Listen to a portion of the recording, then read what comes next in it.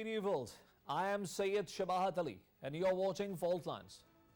Natural gas has become a very important tool of international geopolitics and is now rivaling oil as an instrument that is shaping geopolitics of the world. The gas supply has become far more essential after Nord Stream pipeline connecting Russia's gas to Germany has been destroyed last week, and we are yet to understand who exactly has done that. Meanwhile, European nations are not fully aligned on how to grapple with the energy crisis going forward. The powerhouse of Europe, Germany, has decided to give a remarkable subsidy on the procurement of gas for her industry. France, on the contrary, has criticized this decision and has rather focused on the unity of European Union to stay intact and to adopt similar policies. OPEC, on the other side, has decided to cut the supplies of the global oil market. The oil price that had dropped down to $85 a barrel in the last week of September is today, as of now when we are doing this program, is on $98 a barrel. This hike of $10 a barrel is going to have a devastating impact on many economies, but the monopoly of these oil-producing countries remains intact. Our team has prepared a package. Watch the package before I get my first guest to the program.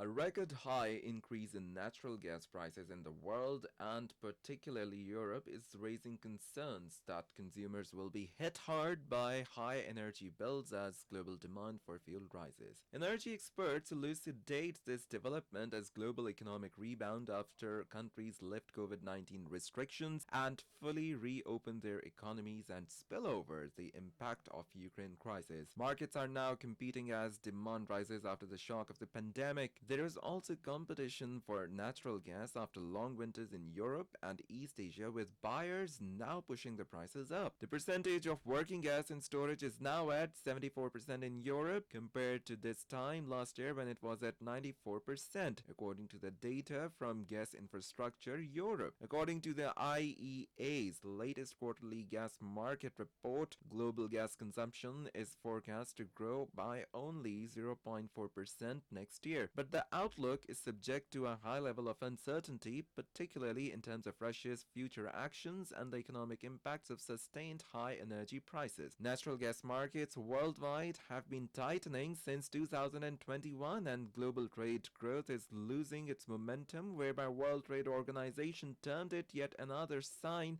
that recessions could be looming and weighing on energy demand.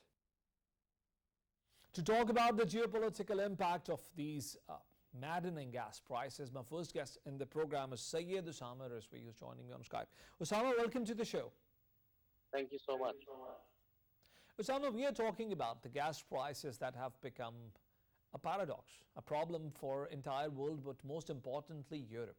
Europe that does not have piped resources or piped means of being supplied with gas is now buying the cargoes of gas that is creating further strain on the supplies. How do you see this? Yes, so this has been going on from quite a while now. European countries mostly get the gas from Russia, and Russia has cut off the gas supplies through Nord Stream 1. And now European countries have turned towards LNG. That has created further problems for countries like us, developing countries, and all across the world there seems to be an energy crisis which should be confined only to the European continent, but it is getting global nowadays. The European gas prices are 3 times than their 10-year average. They're still rising. The cost of living is rising. Everything is just pretty bad when you talk about Europe. The Eurozone inflation hit their recent high. So yeah, things are looking pretty bad overall. Lots of challenges for the country. Osama, not only the gas prices are going high, but these are also increasing the challenges for European industries. And when we talk about European industry, the powerhouse of Europe is Germany, the country that is supposedly going to get most adversely affected of this entire phenomena. How do you see Germany's response to these ongoing crises? Germany's response, unlike like other countries, can be only confined because the policy actions to overcome this phenomenon are uh, pretty limited.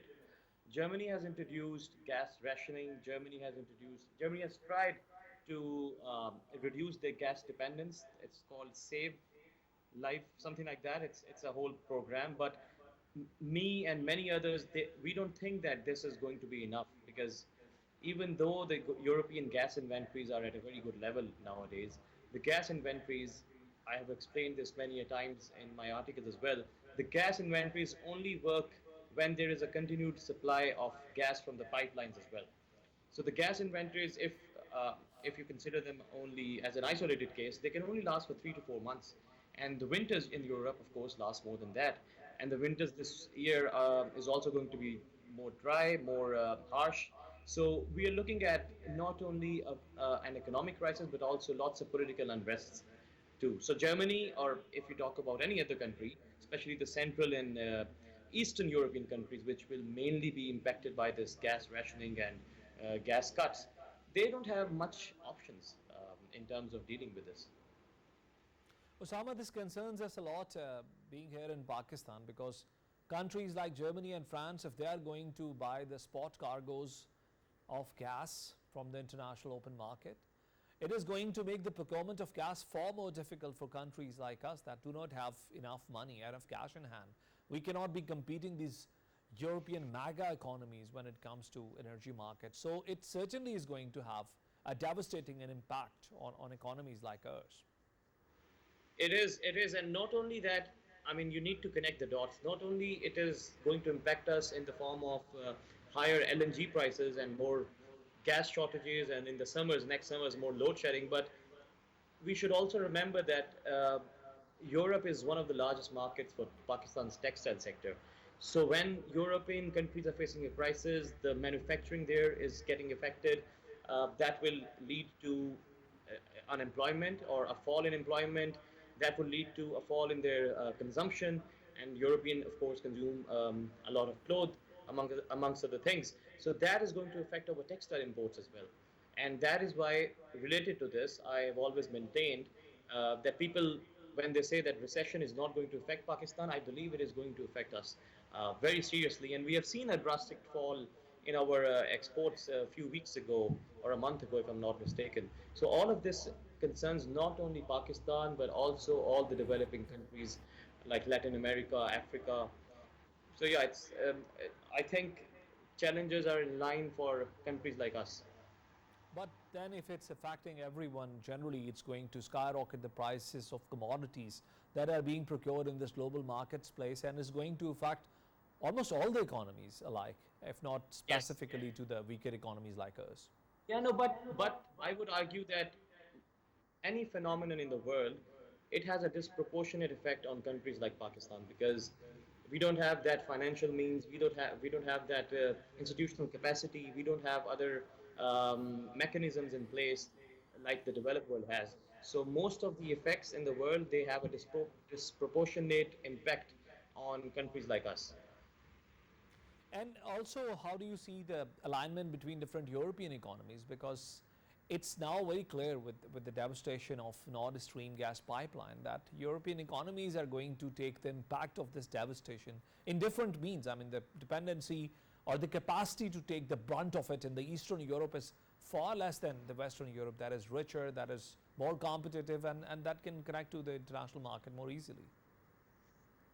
Yes, so I see a lot of rift between the countries. So we need to realize that this gas rationing or gas supply cut from Russia, they mainly affect the Central and the Eastern European countries mostly. So IMF did a recent case study, and they had two approaches. One was an integrated approach. The other one was fragmented approach. In the integrated approach, they're assuming a little supply of gas and no further escalation in the conflict. Even then, the European countries, face a fall in their GDP to about 1 to 2%, which is a huge number.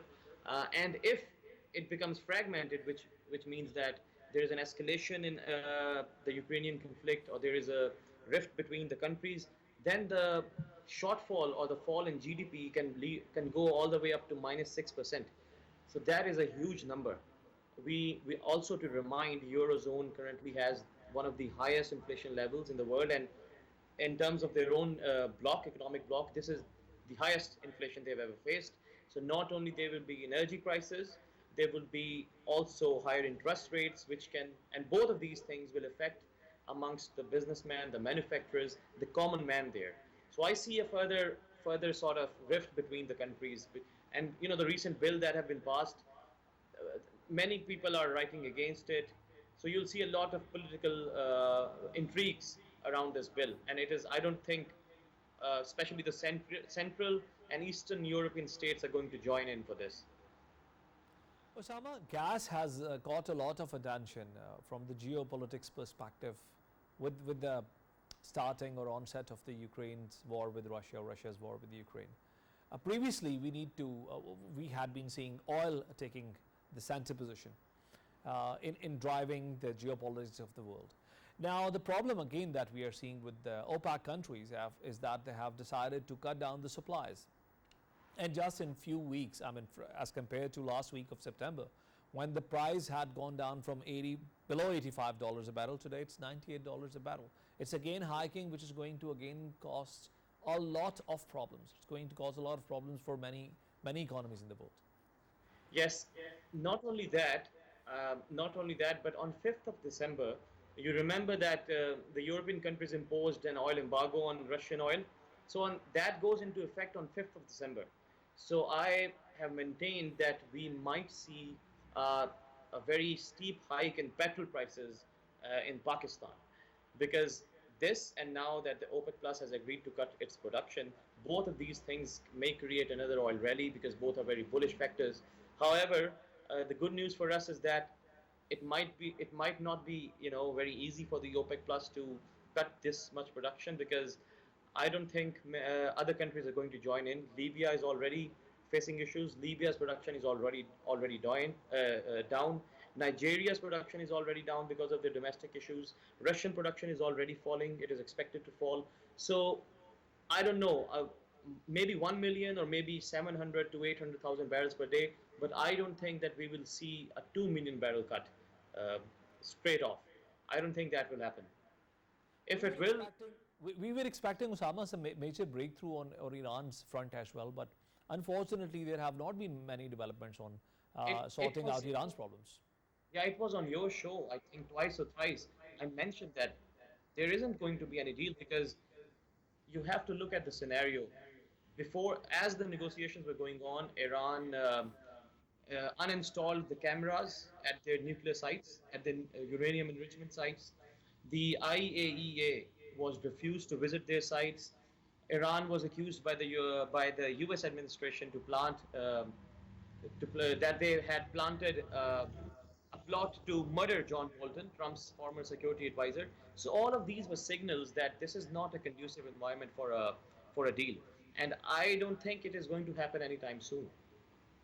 So without Iran plugging the gap, without sorting out the issues of countries like Nigeria, countries like Libya, without sorting out the problems of Russia that has been selling a lot of oil in the black market, we don't see an end to this crisis. Not at all, not at all. But one thing that might help us to some extent, if we talk about energy prices and our import bill and falling reserves, which by the way have fallen to the lowest level to $7.9 billion. One of the things that might help is the oil demand destruction.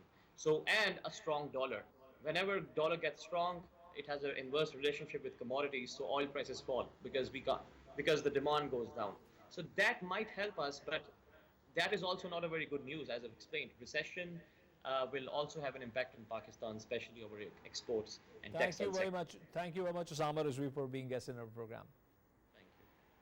Ladies and gentlemen, this was Osama Rizvi, and like always, he has his own take, which always makes a lot of sense to us. Primarily, his argument is divided in two lines. On the gas issue, he is of the view that gas will stay as a divider between the European nations, as their stakes are not fully aligned, their interests are not fully aligned on the issue of Russia, where the gas supply has been drastically cut down, and the prospects of increasing the gas supplies in future have already been sabotaged by we don't know whoever has sabotaged the Russian gas pipeline connecting Russia. On the oil, he believed that while the problems of countries like Nigeria, like Libya and Iran are not sorted out, and Russia remains in the shadow, the OPEC countries will keep dictating the supply order of the world. I'm now joined by Ahad Nazir. He's head of private sector engagement at STPI. Ahad, welcome to the show. Thank you, what's up? I hope I'm audible. You're quite audible. Ahad, we are seeing a very different crisis in hand. Haven't seen anything like this before in our memory, and this is gas competing with oil in dictating the international geopolitics. We have already talked a lot about gas with our previous guest, but when it comes to oil, the OPEC is almost dictating the terms to the rest of the world. And we have seen a $10 price hike, more than $10 of price hike in about 2 weeks, last 2 weeks. How do you see this development? So primarily, I think we should be able to convince ourselves that this actually happens before every major recession that the world has seen. While talking about the oil prices, I think I was also listening to Sama Sahab, and I think his points are very valid. Uh, but I think we need to understand here that the main issue that has always been in all kinds of recessions before as well is that countries like Pakistan are not able to compete at this point, whether we are talking about gas or oil. So primarily, I think we are looking at from the industrial perspective a very bad next year in terms of losing exports to EU. As Osama Saab explained, that our major textile and leather exports are going towards EU, and if the recession is hitting them at an earlier stage, then our exports are going down, and then the cost of energy, if it is increasing, that will be a further catalyst of actually maybe hitting the textile sector so badly. So APTMA has already notified that they will be closing down some units, which probably is related to this, as well as the kind of events that have been occurring in the past 2 months. But it's not only affecting Pakistan as an isolated case. All the major economies of the world, be it manufacturing hub of the world, China, be it the economic powerhouse of Europe, Germany, be it United States of America. I was reading an article just before coming to the show, which states that electricity prices in United States are now on the ever highest recorded level. So how would all of this translate into a mega crisis? How it is going to affect the economy of the world at large? So this is how the recession works actually. But my point earlier was that it will be impacting the countries that have a similar reserve level and similar situations as Pakistan, and we can also account for the political instability here as well. Now, talking about the overall economic situation going down, because our main forte still hasn't developed. We haven't diversified in a way that we can export more to the world. So our exports still primarily are focused around textile, and then there are small portions of leather there. So I think most of countries that will very easily navigate through this recession will be those that have a very diversified product mix to offer to the world. So I think that is where I think we can learn a lot from China. We can learn a lot from other countries as well, like Singapore, that they have, although they have very limited access to raw materials available, and they might not have all the raw material like we have available, but still they were able to convert their industry into exporting industry, both in the secondary, and in even in the tertiary sector, which is the services export. So I think this is where the government needs to look at now. We have a lot of potential of IT exports. We have a lot of potential for other services exports, and this is probably something that can help navigate through this crisis that is coming I'm around. trying to keep the focus of our conversation more on the international level. And when we talk about the international greater game that we are all a part of, there is a peculiar development that I would want your take on. So the oil supplying countries back in some time had an environment, what we call in economics as a perfect competition market. Every country was trying to sell its supplies into the international market. And it has gradually transformed into something that we call an oligopoly, where many countries collectively compose a monopoly on the supplies. Now, if that remains like that, these countries collectively together are driving the entire world to what you call one of the most horrifying recessions. Can't we as nations of this world, can't we do anything about it? Will it remain the way it is? Uh, I think I think we were a bit late in the decision making. So at the moment, while we are talking about Germany having a huge dependence on carbon related or fossil related fuels, but still they have a very large energy base coming from renewables. Although it's not mature enough to totally take over, especially the winter part of their needs, energy needs, especially the heating needs. But that is there. So I think one way of combating it will be of a quicker transition towards renewables, a quicker transition towards clean energy, and I think that will eventually, of course, the market will settle down itself. And this has started to happen with the advent of electric vehicles coming in. We have already started shifting to a lot of energy needs towards renewables, but of course we still have constraints there. Like for instance, Pakistan, in case of Pakistan, the wind energy is only available for around 7 months. We don't have any wind energy in the coastal belt for the remaining 5 months. And similarly, the solar is also not available for almost half of the day. So the, with these constraints, I think the only way we can somehow create a market sense in this oligopoly, as you called it, or to be very honest, I think it's more of a cartel than that. So and this cartel can only be broken down if the demand somehow decreases, and that can happen through renewable energy transition for all the world, and China is leading that. So I think this is again where we as a nation need to learn a lot from China. Ahad, you have listed out a number of things related to Pakistan's energy market.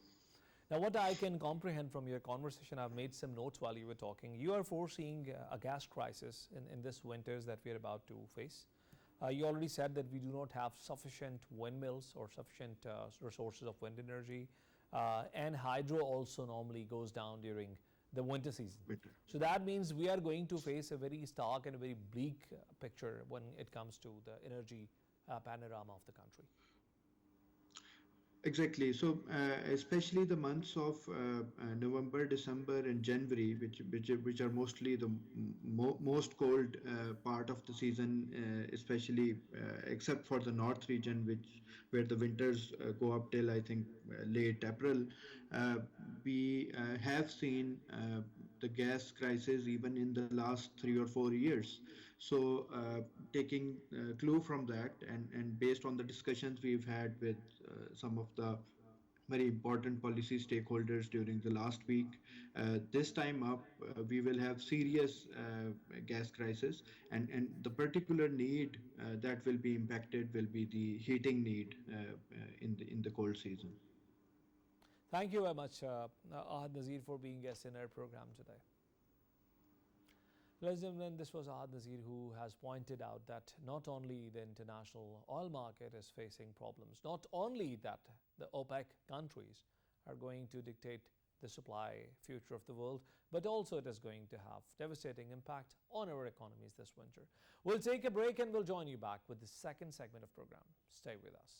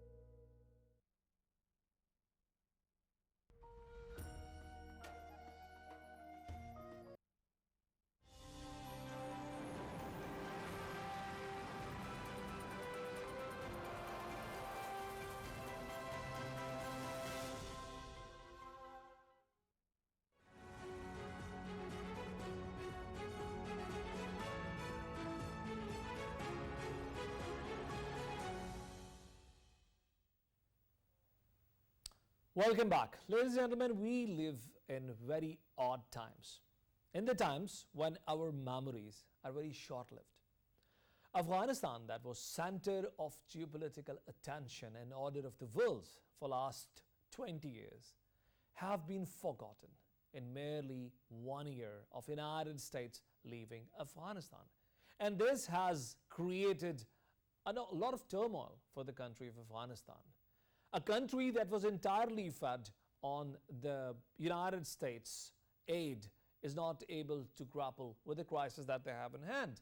And now they're facing another crisis, that is suicide attacks on female students. This week, a suicide attack in Kabul has caused life loss of 35 female students in a tuition center. Not only that, another 80 female students have been badly wounded or injured. ISIL, a competitor of Taliban that is trying to hurt Taliban's administration as much as possible, has so far claimed responsibility for 13 attacks on Hazara minority. Now this gives birth to a lot of problems. The first and foremost is the administrative challenges that the Taliban government is facing, because to this date, when it has been more than a year of their government, they're facing criticism from the entire world with regards to their stand on female education. And besides come the question of security, which they have not been able to provide. Economic security as well as the security of lives. Our team has prepared a package. Watch the package before I bring my first guest to this part of my program. It's been more than a year since US withdrawal from Afghanistan and return of Taliban government in Kabul. Afghanistan is witnessing a surge in terror attacks amid worrying reports of transnational militant groups resurfacing and posing serious threat to regional security. There has also been marked increase in militant activities attributed to TTP in parts of Khyber Pakhtunkhwa, Pakistan. Indicating deteriorating security situation, a suicide bombing has hit a mosque at a government ministry in Afghanistan's capital Kabul, killing 4 people and wounding 25. Earlier, a suicide attack at a tuition center in Afghan capital Kabul has killed at least 53 people, including 46 girls and women, and wounded more than 110 others, according to the UN estimates. The deadly attack at the Kaj Education Center in the Dasht-e-Barchi area sparked protests as female students in Afghanistan took to the streets for a third day in a row to seek justice for the victims. According to a new report by United Nations Development Programme, Afghanistan faces cascading crises and a crippled economy that humanitarian aid alone cannot address. The international community must engage interim Taliban government as continued isolation of war-ravaged country will spell doom for lives of ordinary Afghans and will grant space to terror elements. To talk about the issues underlined in the package of this program and in my introduction, I have invited a famous journalist, Tajuddin Sirosh, who's joining me from London on Skype. Tajuddin Sirosh, welcome to the show. Thank you for having me. We're talking about the problems that Afghanistan is facing at the moment, and we understand this time is too short to discuss all of these problems, but broadly, this issue of suicide attacks on women. Who are these people and how can they attack women coming for education? How can they just do that? Well, so don't know who carried out this attack.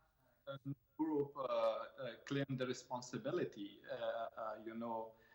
So according to previous attacks happens in Afghanistan,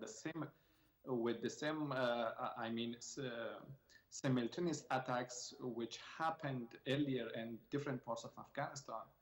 It was normal that ISIS-K, which is names of Khorasan, Daesh Khorasan in Afghanistan, usually claims the responsibility of those attacks. The attack was very dangerous and it killed, as you mentioned, more than 50 teenage girls and boys who were there to educate and to learn something for the future of themselves and their family. People inside Afghanistan and outside Afghanistan, the experts believe that maybe ISIS-K is behind this attack, but some other people blaming the Taliban and saying that maybe the Taliban is responsible for securing the people of Afghanistan, for the maintaining security for the people. And some people believe that there are different faction among the Taliban. Some believe that maybe some those very fundamental people among the Taliban maybe have some kind of connection with such attacks happening as other minorities in Afghanistan.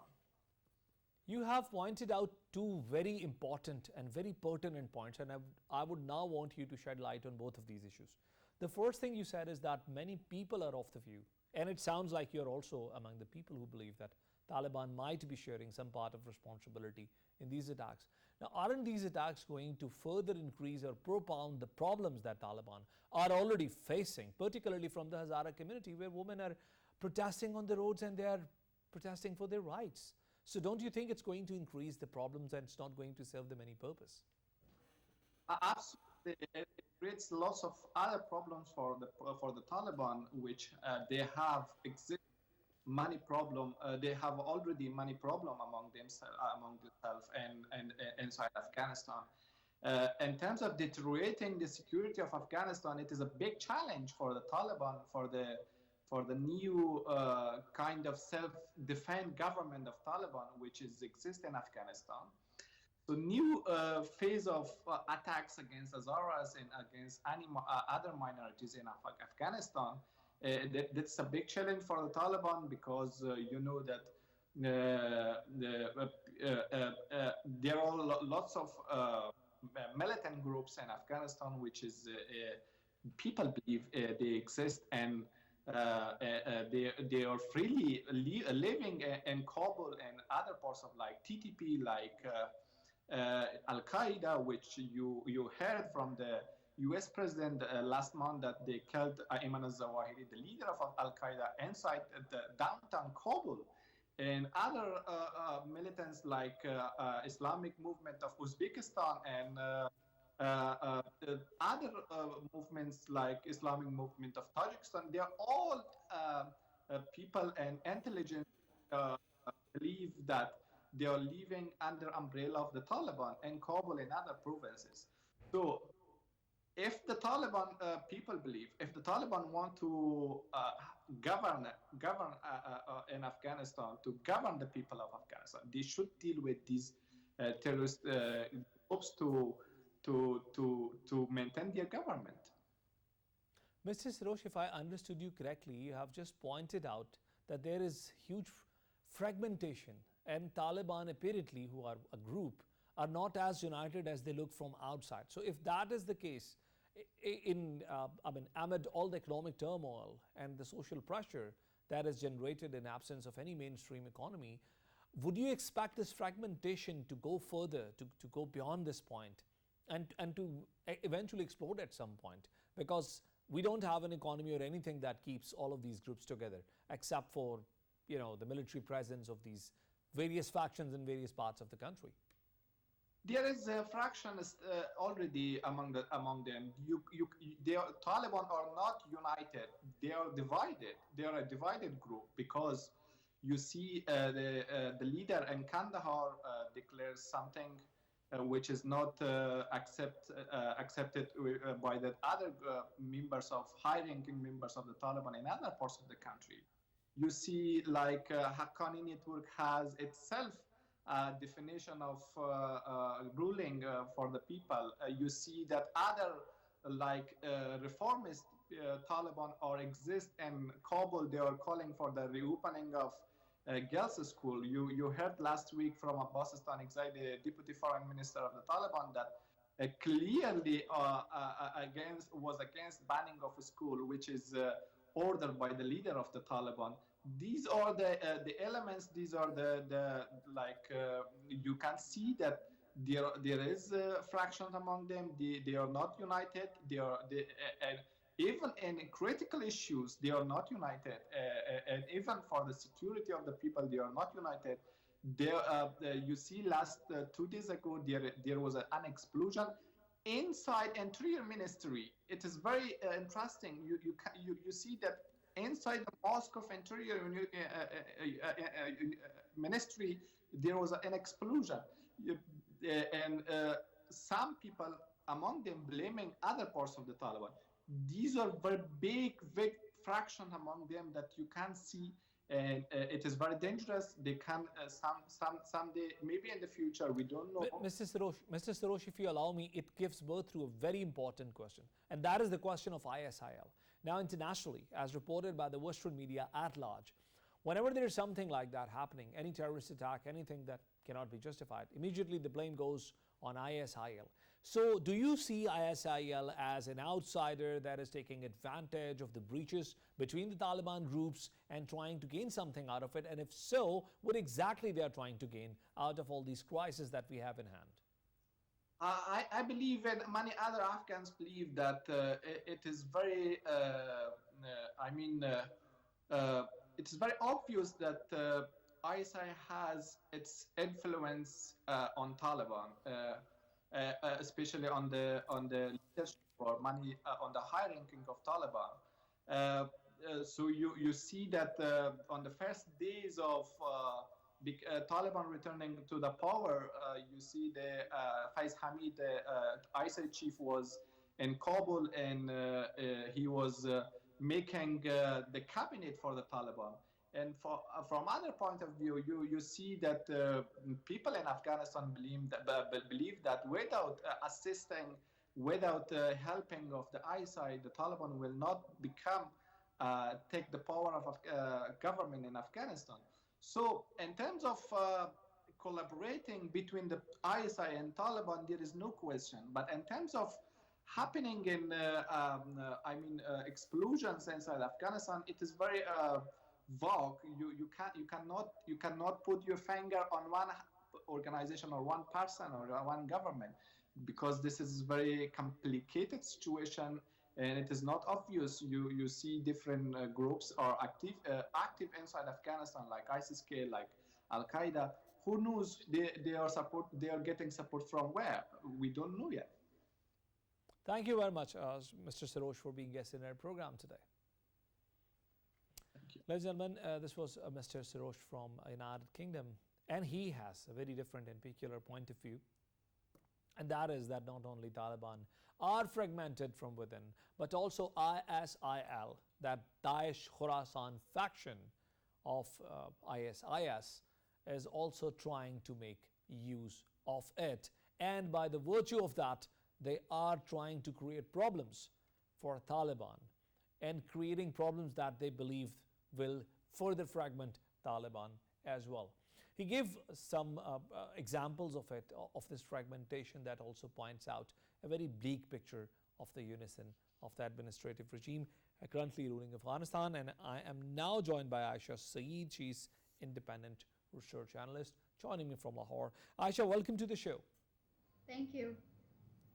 And we are talking about the administrative problems that the government of Afghanistan is facing in absence of any mainstream economy, in absence of anything coming from outside. There are no means of mainstream economy. There are no national income taking place, and how Taliban are facing issues because of all of it. So basically, you need to understand that there is basically limited economic activity going on in Afghanistan at the moment. So what you refer to, actually, I would like to point out something here, that they have been paying salaries to, the working class, those people that are there working in the ministries and all of that. But they've raised that money through their own sources. And they were basically in, not in US dollars, but actually in Afghan currency. So this is one issue, and this is what they're facing right now, because as you know, all of the international economic aid has stopped, and the assets have been frozen. So this is the issue that they are trying to resolve through their own fundings, but which is insufficient, of course. So obviously, people that are not getting paid or have issues running in their lives in this economy, they're not willing to join the government or join the system to actually work. Same goes for the working class, and obviously they're facing the brunt of the economic woes that Afghanistan is facing right now.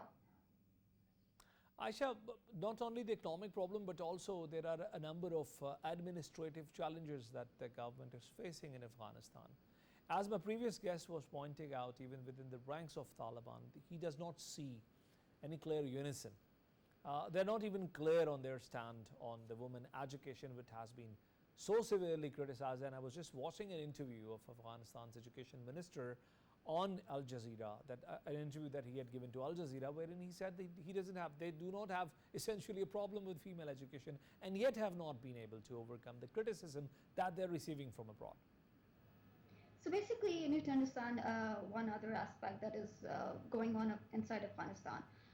So higher education, there are still girls in the universities and the colleges. They are still continuing their education alongside with boys. The issue is basically starting the new system and in primary classes, basically. So you have the issue in the lower, high school classes. So that includes basically including kindergarten. So that's the issue. But I think the criticism is fair enough, and but we also need to see that they're letting girls continue with their higher education. They recently called for tests to continue to let girls continue with their higher education. This is one thing, and they're not clear about it because there are certain voices within the Taliban government. They're very conservative. They're not letting the international pressure get to their values, so-called values. So this is one thing, but I think what the international community needs to do is that if they're allowing girls in higher education, which is the university and the colleges, they can actually start, providing education to younger girls as well. But I think there's an element of safety concern that if the last bombing was in a school, in a Hazara community school, that was an issue. So safety, I think, is an issue, and people are actually reluctant to send their girls to school because of security concerns as well. Aisha, don't you think that one of the major reasons of this devastation that we have in hand is leaving Afghanistan in perfect economic isolation, a country that has remained dependent on the United States aid for straight 20 years, has been deprived of all the means of economics, and the country's administrative machinery does not actually know how to operate in all these circumstances? Don't you think it actually restricts the capacity of administration to get anything done by the administrative operators of the government, be it health, education, or any other service? Well, I think it's unfair to, criticize the new government so much to an extent, because obviously the previous governments ruled for a longer time. they had a lot of support from the international community, the US and its allies. And now, since the new government has taken over, it's been just 1 year. So, like you pointed out, that they have so many issues. Obviously, when you have a country that is basically war torn and almost, hard trying to exist as a country, so you're going to have administrative issues. Secondly, I think most of them have, the Taliban government has people that are experienced, but they don't have the experience to run a country like Afghanistan at the moment. So I think we need to give them time, basically. And the least we can do is countries like Pakistan and the US and other countries, we need to engage with them. And I think this is what the stance of the Pakistan government is right now, that we need to engage so that we can help the Taliban government in overcoming the administrative issues that they have at the moment. So And, basically, and Aisha, more importantly, I mean, if the same goes forward, what exactly do you believe would be the outlook of Afghanistan in times to come? Because the international focus has clearly shifted off Afghanistan, and we don't see we don't see any renewed or revived attention of the international community. Pakistan has tried to do a lot, but we have not been able to get a lot of attention of other countries to Afghanistan. So, what exactly do you believe will happen if the same goes on? well, I think one of the concerns should be of security, of regional security, because no regional country wants to see the rise of terrorism happening in Afghanistan once again. And that again is linked to the economic security of the country and overall, how the Taliban actually reacts to international engagement, be it on our personal part or be it from the outreach by other countries. But I think the coming days are critical in terms of security, because you see a lot of security breaches happening, you see a lot of attacks happening, and multiple groups are actually operating in Afghanistan. So you have the issue of TTP, you have the issue of ISKP. So a lot of even the Pakistani government pointed out at the United Nations that we need to save Afghanistan from heading towards a possibility of a civil war, of terrorism blooming in Afghanistan once again. So these are just one issues, but on the humanitarian aspect, we need to ensure that we stabilize or help Afghanistan enough that we don't see a lot of influx of refugees, that we already have so many refugees. We don't want more refugees to take. Point taken, Aisha. Point taken, Aisha. Thank you so much for being guest in our program, Aisha Saeed. Ladies and gentlemen, this was Aisha Saeed, our last guest in the show, and she has pointed out a very important and pertinent thing. She has said that regardless of whatever happens in Afghanistan, Pakistan's worst case scenario is another exodus of refugees coming to our country. And Pakistan has so far taken so much of the burden of Afghan refugees that under the given economic circumstances of world and particularly of Pakistan, we would not be able to host further Afghans. And therefore, it is utmost important. It has an utmost importance for us to see Afghanistan's economy thriving or at least sustaining its own burden. We'll join you next week with another program. And until then, Allah Hafiz.